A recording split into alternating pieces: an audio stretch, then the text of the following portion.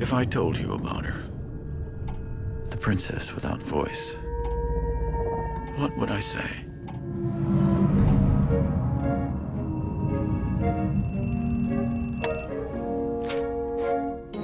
Eliza, come on.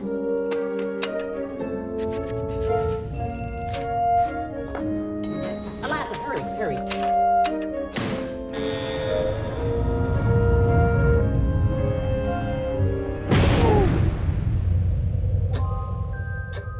She deaf? Mute, sir. She can hear you. You clean that lab, you get out. This may very well be the most sensitive asset ever to be housed in this facility. You may think that thing looks human. Stands on two legs, right? But we're created in the Lord's image. You don't think that's what the Lord looks like, do you? This creature is intelligent, capable of language, of understanding emotions.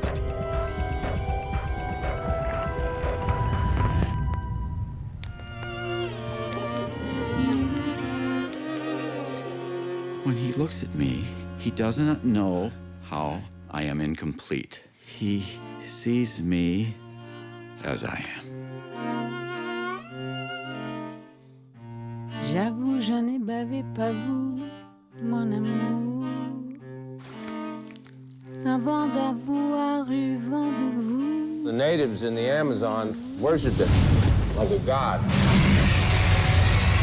Get him out? What are you talking about? No. We need to take it apart, learn how it works. I don't want an intricate, beautiful thing destroyed. We can do nothing. I'm sorry. Don't do this, Eliza. What is she saying? Don't do this. Oh, God, it's not even human.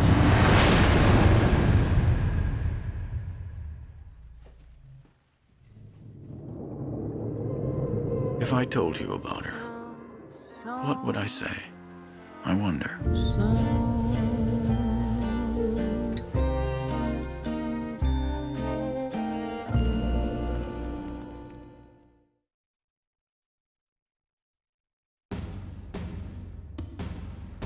Thank you very much. Welcome to tonight's screening. God, I want to see more movies like this, movies that are just creative for the sake of being creative and free.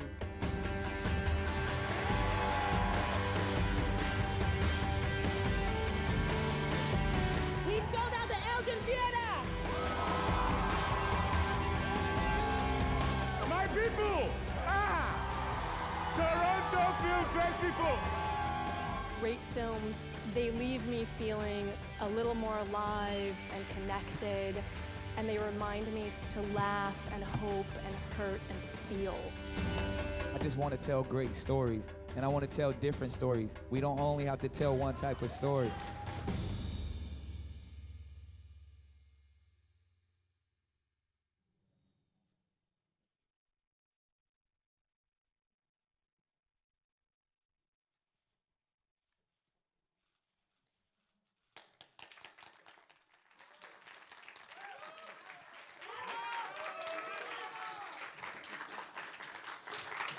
Hi, everybody. Thank you so much for coming out to the press conference for The Shape of Water. We're so lucky to have so many people who helped make this remarkable film with us. So many that I'm going to use a cheat sheet. And I'd like to introduce them to you as they are behind me. So Doug Jones, associate producer. No, I don't. Oh my God, I'm so sorry. And right away, she's fired. I'm sorry. Doug Jones, of course, plays the asset. It felt like an associate producer. Richard Jenkins, Michael Shannon, Octavia Spencer, Sally Hawkins, some of the great cast. Vanessa Taylor, the screenwriter. Miles Dale, the producer, and Daniel Kraus, the associate producer. I do apologize. Thank you all for being here, and Guillermo del Toro, our director. And the Mexican Michael Moore. First things first, of course, congratulations so much on the Golden Lion. We could not be more thrilled for you. What was that like for you, Guillermo? It was, I was having breakfast in Los Angeles, and a phone call came. They said, you got to go back to Venice. And so it was a 10-hour plane ride, and 1 hour plane ride, a 45-minute boat ride, 30 minutes to take a shower, put your suit on, onto the awards. And then I had one of the most moving moments in my life.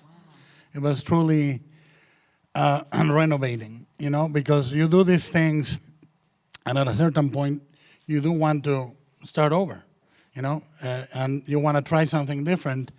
And sometimes that pays off, sometimes it doesn't, and that's the life of the storyteller. And when it does, for me at least, it's extremely moving. Extremely moving. I love communicating with people because I normally don't communicate. And it's beautiful. So then 10 hours plane ride, 1 hour plane ride, a shorter boat ride, no shower. And when I did shower this morning though.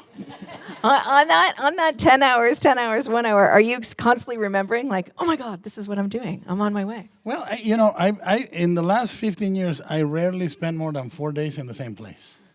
I have a lot of free airline miles. If you guys want to go anywhere, I'll take you there.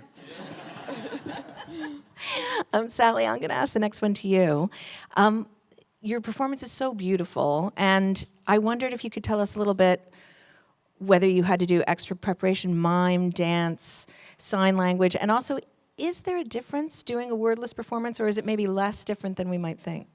Well, with the preparation, and thank you, sorry, there was a lot, but only because there was with the ASL and the dance, and I wanted to do as much. I never feel I do enough, and that you can do enough because it's endless, it's infinite, it's a world you're creating and trying to make it as believable as just sort of, and forget about it when you're filming, and for it not to be in the way of anything, and to trust that it's there. And also she had her own language, and I loved that. So it was kind of free within those limitations. But I love the ability to learn a different skill and to have the excuse of that. And it feels like props, and sort of you hold on to everything. And then you're just gathering. And it's putting it all in the pot, and you're sort of creating these wide, it feels very wide initially, and then it fine-tunes and fine-tunes and fine-tunes and fine-tunes, and then hopefully, all being well, you can. I also gave Sally a kit of DVDs and Blu-rays of Stan Laurel, and Oliver Hardy, Buster Keaton, Harold Lloyd, and Charlie Chaplin. And I said, you gotta watch the grace of Stan Laurel, the way they move, the way they look, because it's basically a silent performance. And then now and then I would ask her to do an Audrey Hepburn on the approaches and stuff like that, because I wanted the movie to feel classic, to feel like a classic movie. Like a dance. Everything was so beautifully, it was like she has this inner music and such a rich life, and getting that, and it was what was so, I think it's about Guillermo's magic, that everything felt so synchronistic and magic odd. Is that I disappear half of the meatballs and the plate of Octavia at lunch. But I did want it to feel. I shot it like a musical, in many ways. So yeah. Octavia, I noticed there's a little The Help joke in there. I wonder if that was put in there for you to be able to have that fantastic response that you guys have. I don't know. What's funny is when I met with Guillermo, I knew nothing about the part at all, and to play a woman. This will be my third time playing someone from the '60s, and very.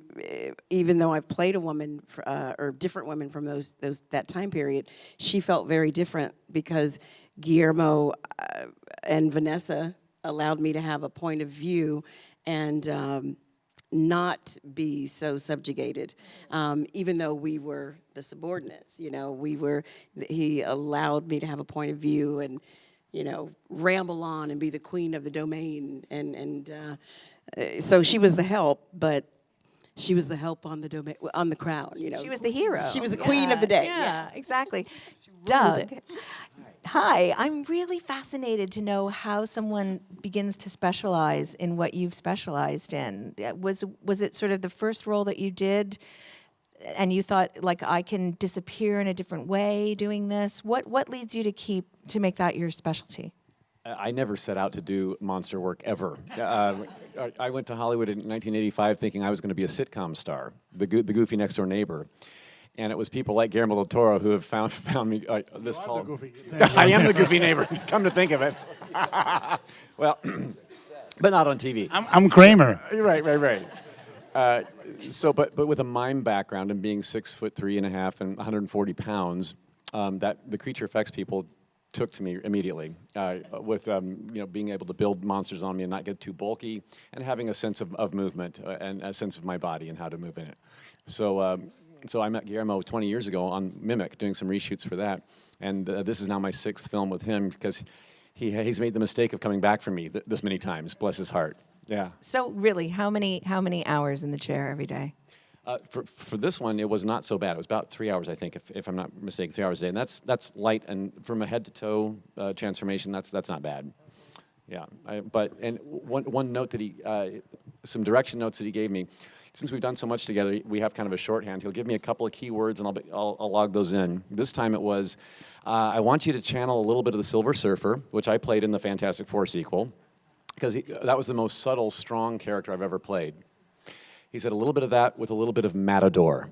Huh. So he said, I never want you standing straight up and down. I want you to have sexy hips, and matadors, they're smooth, they're graceful, and they're powerful. You know, he wanted that with a raw animalistic sort of performance, as opposed to a flourishy performance with great dialogue. I also had silent dialogue with Sally. We had our whole relationship was nonverbal, but tons of dialogue that was visual and heartfelt. Very sexy hips. Yeah. And sexy hips on both of us. Mind blowing. Okay. But the curious thing is that comes from animation. You know, there's Glenn Keane, a great animator, always says, always have a character twist and turn. And that comes, you know, that's why I said bullfighter, because it's always like they're never frontal. They're always a little sideways and twisting, and there was a majesty to that. But he also played innocence, animal, you know, when it rises out of the water, you know, I said, think that you are 7 stories high, you know, raise slowly and so forth. But we have a great shorthand. And backstage, you wanted me to make sure everybody knew that was your actual backside that we see on camera. Yeah. I wish that was my ass. It's not. I had to slip it off and give it back every day. Show them your butt. Show them your butt. Show my butt now? Yeah, now. Oh, it's flat as a pancake. Look at that. So, no, yeah. Pure sculpture. Richard, would you like to show everybody your butt as well while we're doing that? I will. I'd like to. Was it as lovely as it looks, Richard, to be able to play somebody who has like the full complement of romance and yearning, and all those feelings that sometimes people don't get to play after 40? It was. No one would speak to me on the set, so it was very lonely. I actually like a character like that. I grew up as an only child, and I entertained myself. I daydreamed my entire life. I used to say to my father, who was an only child, I'm bored. And he said, go watch the ants. And I used to go outside and watch the ants for hours and hours. And I would create these worlds. So, I mean, I love isolated people. I understand them. So, no, it was a gift. Yeah, and you know, and my friend never said a word in the movie. So I had to talk. Yeah, I would say this again. Everybody said, oh, Sally, you're so good. Look, I said my dialogue and hers.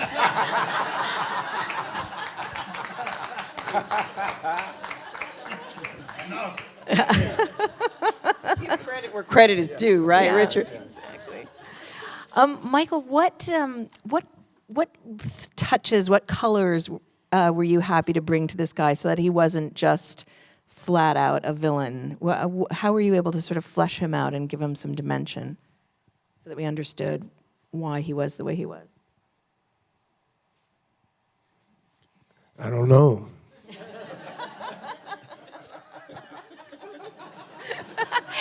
And we'll leave it at that then, I guess. I mean, I don't know.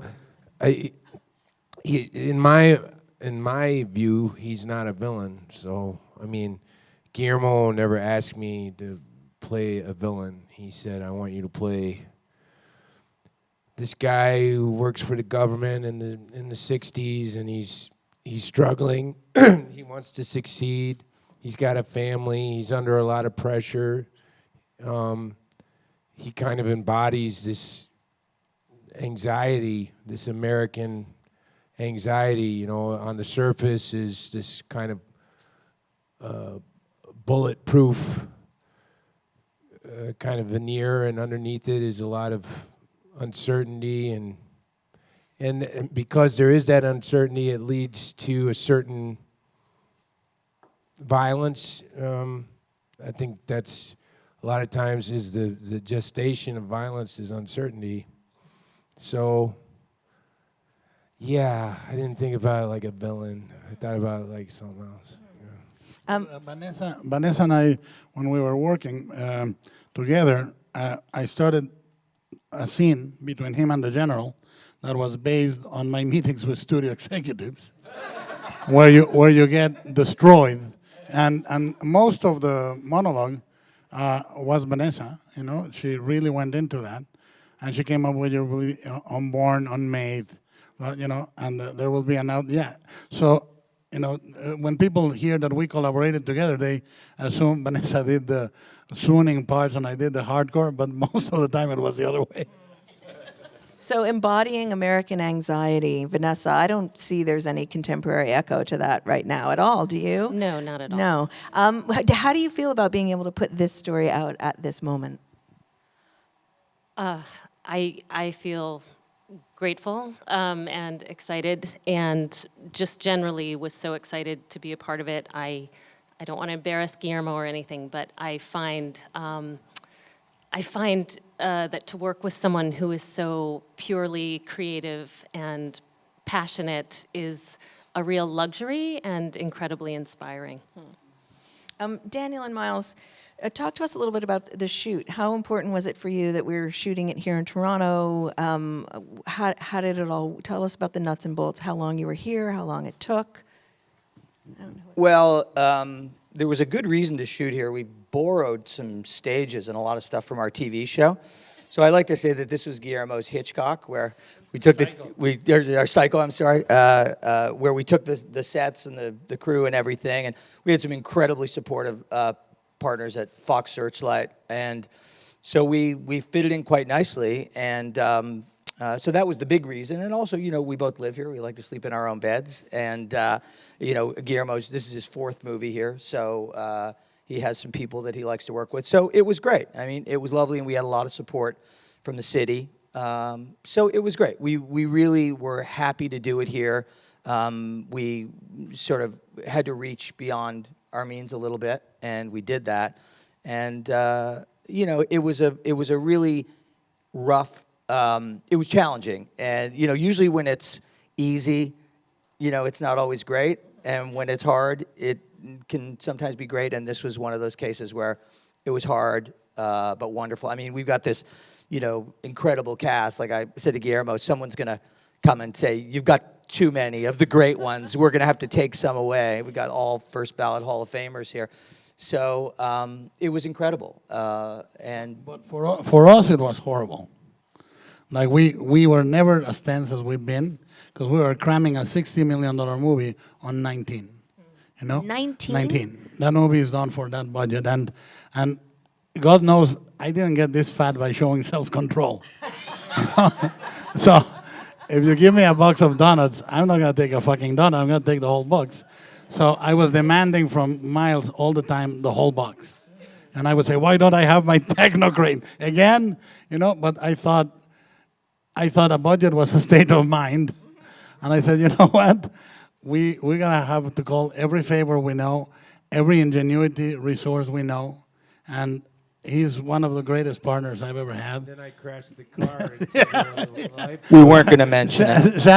Shannon remodeled a few of the facades in the city with his driving skills.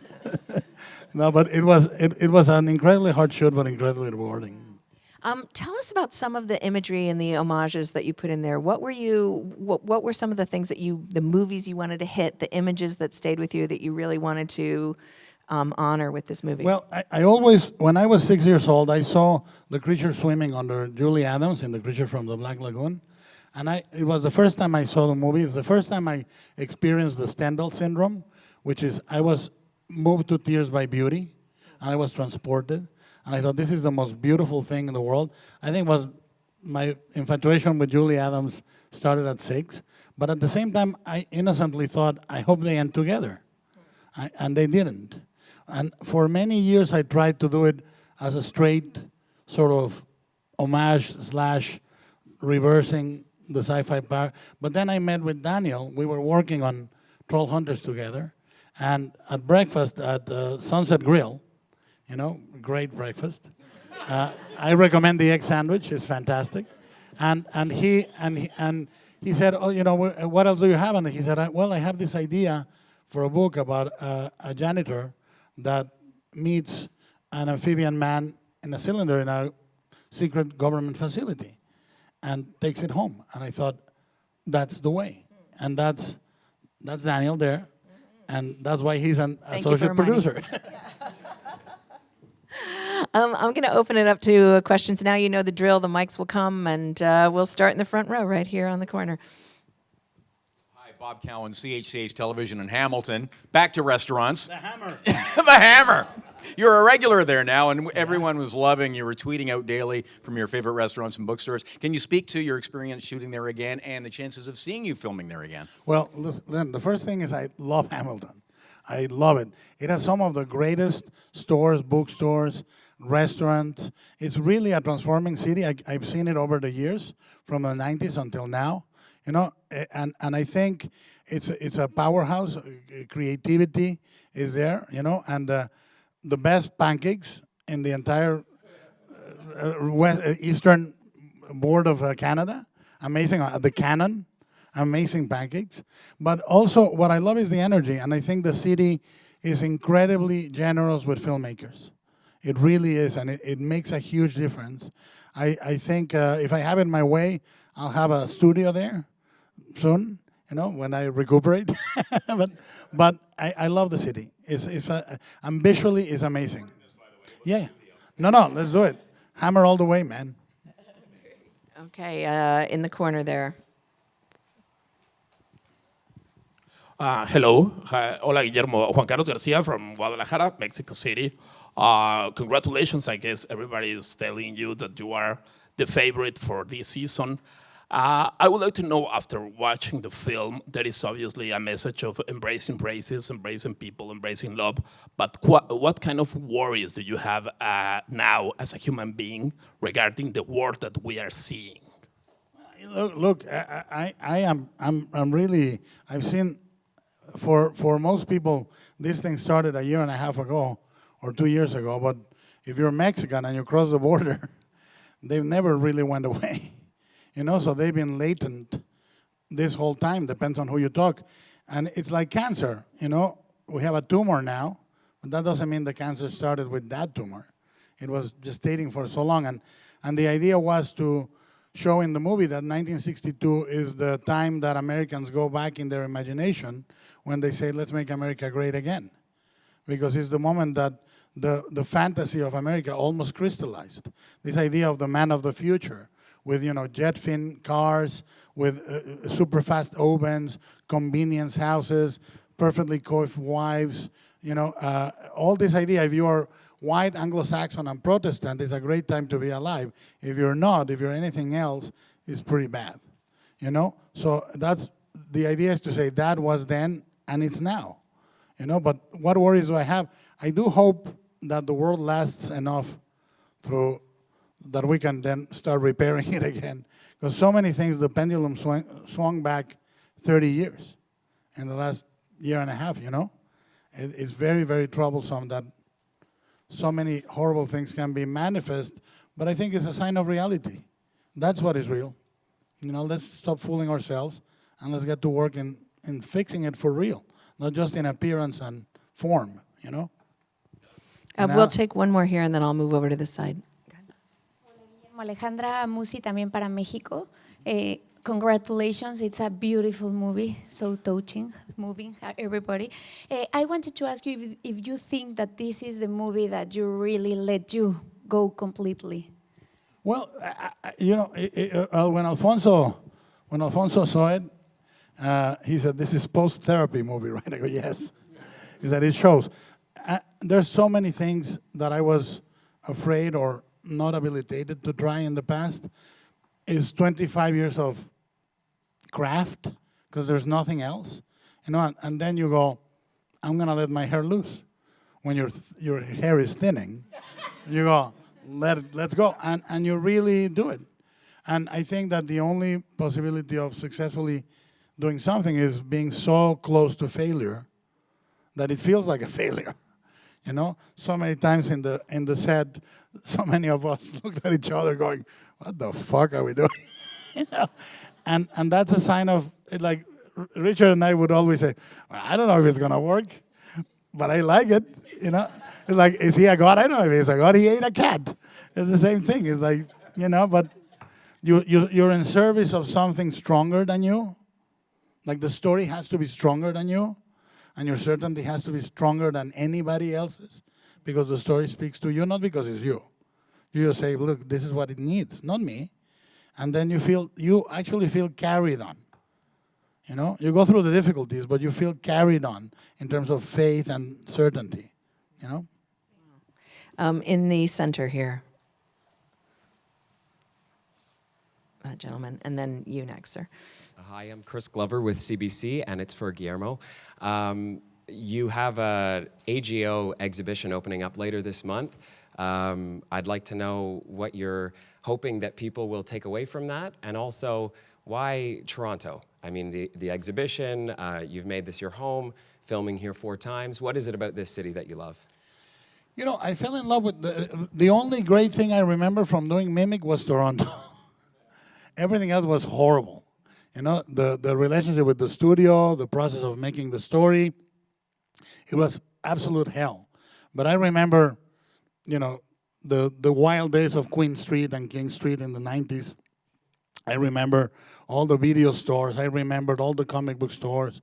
I remember the bookstores, the sensation of a city that was really, and I still feel is, culturally so alive and so plural, you know. And then with the Lightbox, I found a home where I can teach every year a few master classes, you know, and they pay me with food at Luma. So, you know, I don't accept cash or check. I say, just open a tab at Luma, yeah? So I can take my friends and be the big shot, put it on my tab. Oh, I'm putting stuff really, on here. It's really amazing. It really is like going back to the J.J. Hunsaker days, you know? And I felt the crew in Mimic, every Friday there's a religious ritual, but it's Camera Crew Friday.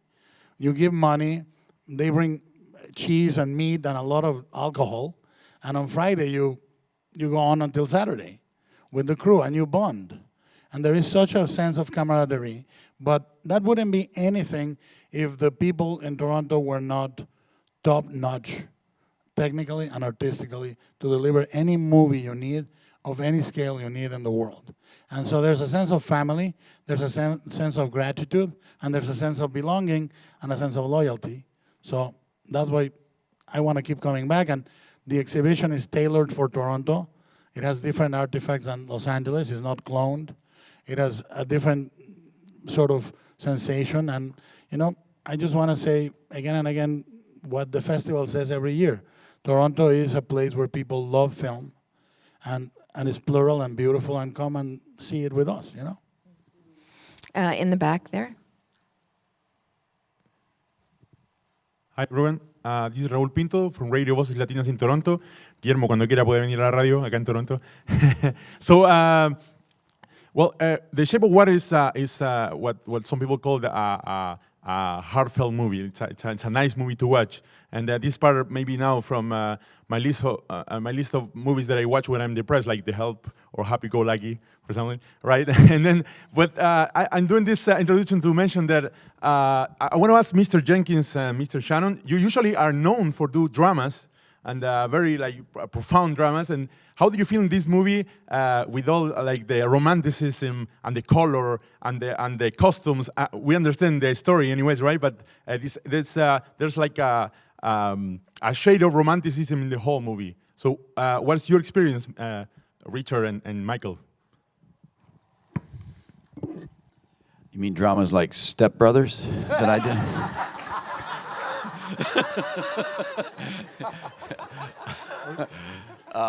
When I was doing Kangaroo Jack, I went to one of the darkest places I've ever been. It's called Australia. I don't know. I don't know. I really. When I first met Guillermo and he was telling me about this movie, his energy and his passion for the movie was infectious, you know. And this was before he even had herpes or or breath mints or anything. No, a script. So I just wanted to go. It was like a magic carpet ride, you know. I don't have a cynical view of the world or life or people. I'm as romantic as anybody, and I welcome all of you to find that out for yourselves. Just let me say that's true. It is true. You know, I grew up looking at movies, not like this, but this made me feel like I was in a movie that I watched growing up by one of the great masters. And the romance in this movie, whatever it was, never felt cheesy. It always felt alive and real. And it was easy to play. It was easy in this movie to fall in love. You know, that was, whether it was with the pie guy or with Sal, you know, it was just easy.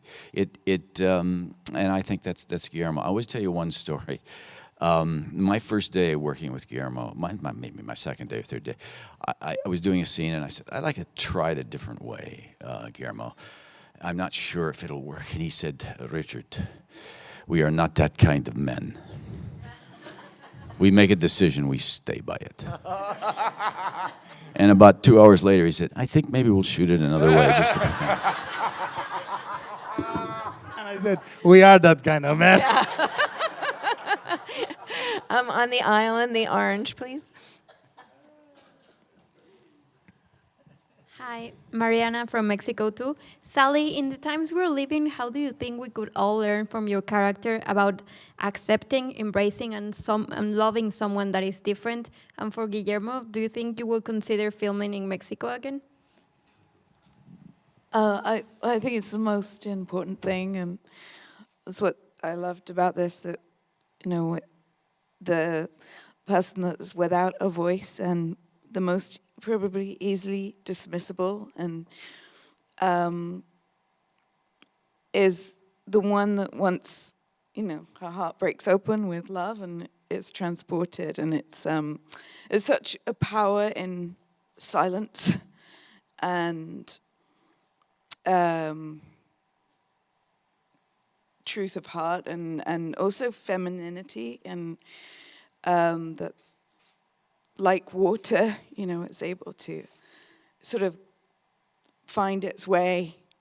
And I never think there's enough of that. And putting that at the heart and the core of a film, and I just found that quite moving as well. That and then she's overwhelmed by this strength that she didn't really realize was possible. And yeah, like I keep saying it again and again. It's a cliche, but there's love. Love is, you know, able to, like, she's able to literally tear through walls with it. And the power of, sorry, it's a fly, it's not my, I'm seeing things. Mocking me. Shush. Yeah, and difference and everything, and everyone has a place, and that you can. There's no such thing as. There's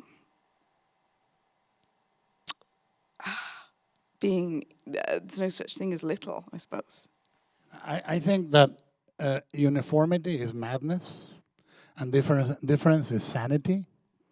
You know, I think perfection is in madness, and imperfection is sanity. So I think that if two people are the same, one is extraneous. You don't need that. A relationship is made of differences, and I think it was, and I think that's why what I knew very early on is I wanted to make her silent because love renders you speechless. When you really fall in love, words have no size enough to grasp the size of your emotion. But as to your question in Mexico, yes. In fact, you know, secretly, each of us, Alejandro, Alfonso, myself, we've talked about that many, many times. We got to do it with the right story. Alfonso just did it, you know. And I want to, very, very much. The stories don't come to you because you want them. They happened. When people say, why haven't you done another one like that? Because they don't come to you. You don't have a drawer full of these. You know, they come to you. And sometimes they come to you at a breakfast at Sunset Grill, great. Egg sandwich. You never know. So you know, they come to you, they happen. The talent is recognizing them. I have a couple of stories set in Mexico that are incomplete. I cannot finish them. I spent about a year with the first 10 pages of Pan's Labyrinth. Before I could write the rest of the script, I couldn't solve it. So, you know, it's a mystery for everyone, including the person praying every morning in front of the goddamn computer, trying to get an idea for fuck's sake, you know? So, you know, but it will happen, hopefully. Daniel, since this image did start with you, can you just tell us a little bit about where it came from for you? Yes. I didn't think I'd have to use this mic. You know, I grew up in Iowa, you know, and there wasn't a whole lot of culture there. But I had late night TV, and that's where I watched as a young kid Twilight Zone and monster movies like Creatures from the Black Lagoon. And I came up with the general idea of this film when I was 15, I think, and carried it around with me for a very long time. And I think what's kind of magical about the whole thing, and it's not exclusive to this movie, is that many miles away, across a border and language, there was a kid named Guillermo, and he was watching the same things as I was. Same commercials. Yeah. And it was almost kind of like, you know, you see in old movies where the kids have the little tin can radios. It was almost like we had one of those, and we're kind of talking to each other, even though we wouldn't meet for many years. And when I told him the idea, it was less me giving him an idea and more of me sort of reminding him of an idea that we'd kind of shared all these years, and I just had to sort of wake him up to it in a way. But that's why the movie, I say the movie is a movie in love with love and in love with cinema. Because I wanted the movie to be Douglas Sirk, Creature from the Black Lagoon, the red shoes. I wanted it to be so many things, and there is a sense with your craft as you get it, that you go, I can. I mean, I remember when I pitched Devil's Backbone to Almodovar during the kidnapping of my father, he came to Guadalajara and I said, it's this, it's that, it's a ghost story, it's a Civil War story, it's a kid's movie, and he said, but that's like 3 movies.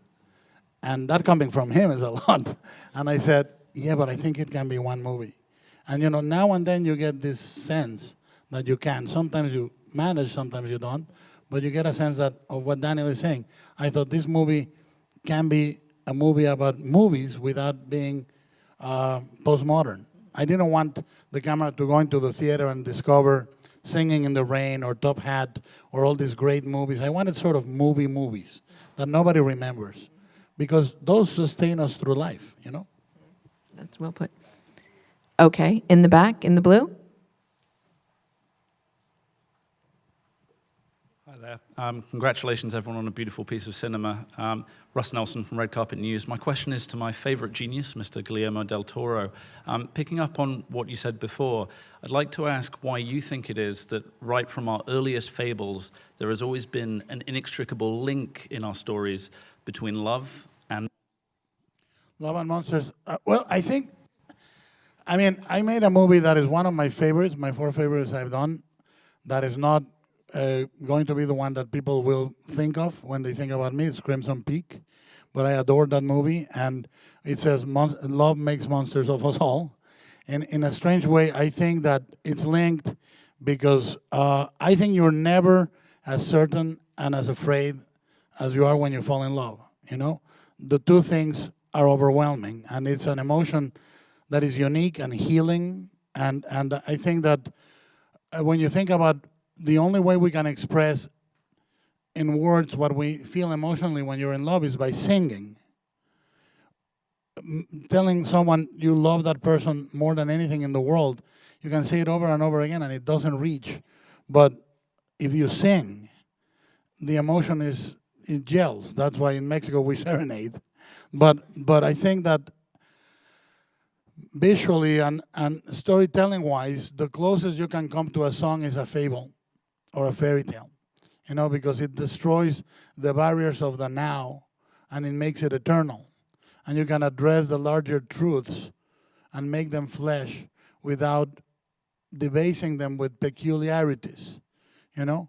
So I think that is if you think about it, when I studied fairy tales intensely in 2004, 2006, I spent 2 years really trying to cipher them for Pan's Labyrinth. I found that there were about 30, 40 basic fables. One of them was the magic fish, which is a creature that emerges from the waters, concedes 3 wishes to a family, exposes their truths, and heals or destroys their life, you know, depending on the variation you read. And I thought, oh, that archetype is going to work, and then Beauty and the Beast is going to work. And you take those archetypes because they are so primal, we cannot explain them. You know, when you get to the seed of it all, there's something inherently human in using these instruments to explain who we are in the universe. So I don't know if that answered your question, but it sounded real good to me. In the front row here, please. Thank you. Isabel Inclán from Notimex. Sorry. Congratulations for your award. And you talk about the why Toronto. And do you consider Canada as your second home? No more US, no more tumor. You are Mexican, and Mexican community is facing a hard moment now. Well, I think, look, I believe in roots. I don't believe in geography. You know, I think that geography is some bullshit that people invented to keep us apart. You know, I think that governments control us by geography, race, preference, so many ideas that are completely invented. I think that when you're born in a world that from a satellite, Mexico and the US and South America, it looks the same. It's a chunk of earth, you know? And I believe that what you cannot ever, no matter how much you try, you can never deny where you're from. Your roots go straight to your gut and anchor you to the earth. So when people say, what is Mexican about your movies? I say me. Because without my head, my gut, and my balls, the movies wouldn't exist, you know? Because they come from those 3 fucking sources. You know, you go, you know, I don't give a shit. I'm going to do this. That is very Mexican. You know, I'm going to try it. I don't think this would have been a Swedish movie or a French movie. It would have been this. It's just a special brand of madness that makes us make alebrijes in Mexico, that makes us create these things. So I think that is more important than having nationalistic values for me. I'm a citizen of a country anytime I'm in, and I feel loved, and I love it. I'm a momentary citizen of that country, and I cannot be in a country where I don't feel that. I am at home in Mexico. I am at home in Canada. I am at home in a few places in the world that I love. And I think that the one thing that I think we need to reclaim as storytellers is to have no shame. Because when I see Bernardo Bertolucci tackle the story of the last emperor of China and make a magnificent film, I'm having a moment, but I say, why can't I do whatever I want? Because when I went to America after my father's kidnapping, they kept giving me mariachi, toreador, and drug dealer screenplays. And I said, you wouldn't send a Royal Mounted Police screenplay to Cronenberg. Why the fuck are you giving me this stuff? You know? I think the first act of racism we can do is against ourselves. So we should not have it. We should be shameless and free to tell whatever story we want to tell. And then you have a home, you know? Second row here.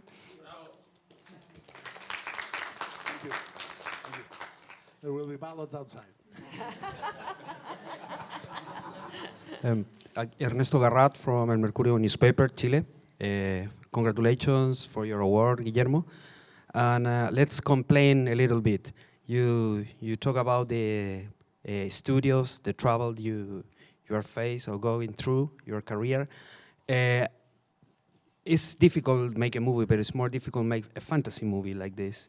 And how hard has been for you during all your career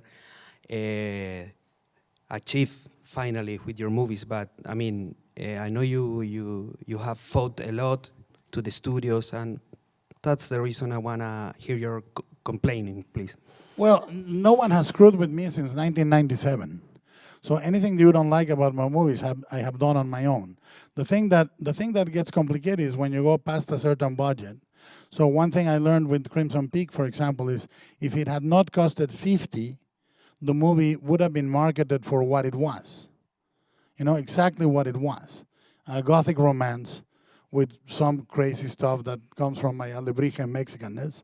But I think that that was key in a relationship with Fox Searchlight, which has been the best relationship I've ever had with the studio in Hollywood, you know? And it came from us saying, I took them through the story, the maquettes and the designs in 2014. And I basically said, well, I want to do a semi-musical thriller about a janitor that falls in love with a fisherman, takes it home, blah, blah, in black and white. And they said, it's great, not black and white. and I said, okay. And then they said, this is what we can spend. And when they gave me the number, I said, can that include my salary? And they said, yes. And I said, then we can do it. You know, because I do think, I could tell you anecdotes, but they are not my own, but friends of mine. A budget is a state of mind. Jim Cameron said something beautiful to me one day, early in my career. He said, there are people that make $10 million movies and they look like 30. And then you give them $80 million and it looks like 30.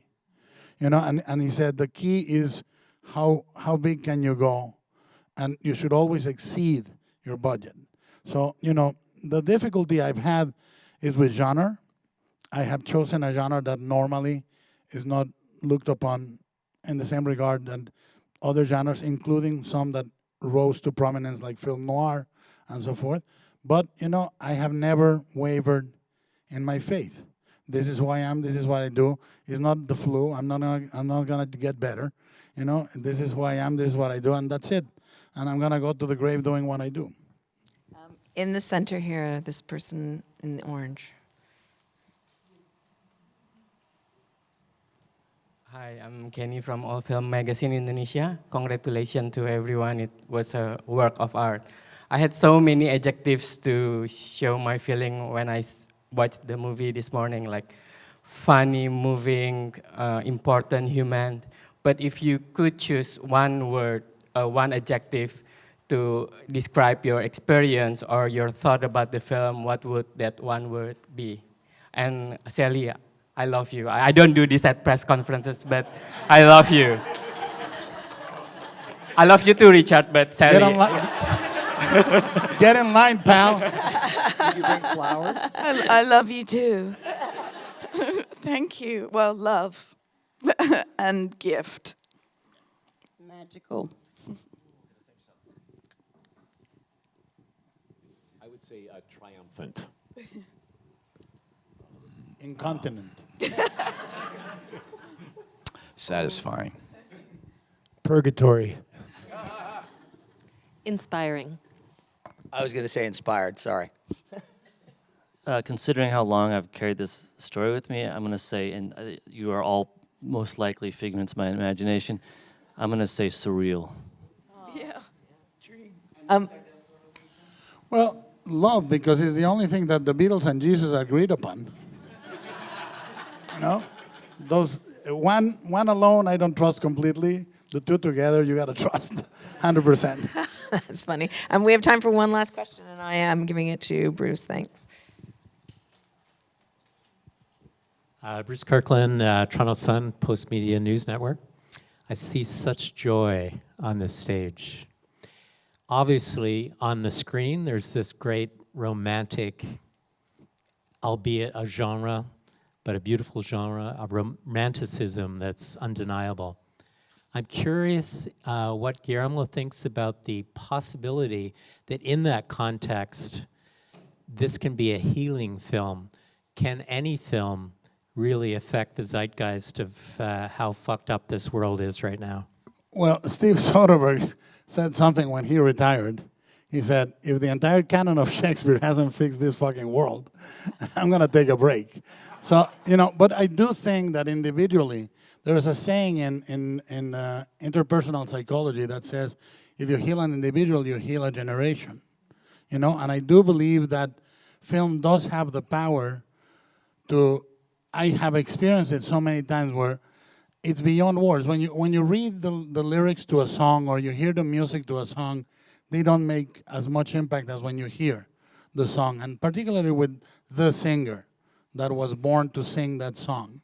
And in those moments, you experience the sheer power of love and creation, you know, and you have that Stendhal syndrome moment in which you surrender, and it feels like a light.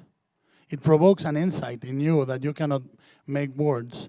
And when a movie connects that strong, that is possible. It has happened to me. I've been many times in my life on the brink, and I've been pulled back by movies. So I think it happens. So if this movie does that for anyone, not everyone, it's impossible, but if this movie or any of the movies we do does it for one person, that's great. That's why we do this, you know, to connect at that level that it goes beyond words, beyond the written word, beyond a theatrical play. You know, it's its own medium. And this answers also sometimes the question is, all the new media, downloading, streaming. Film is film, it's its own medium, and this movie could not exist as a firstborn in any other medium. And it tries to do that. And if it connects that way, we're super happy. Well, based on the feeling in this room, I feel like there's going to be a lot of drops of water heading your way to make that connection. Thank you all for being here, and thank you all so much for being here with the film.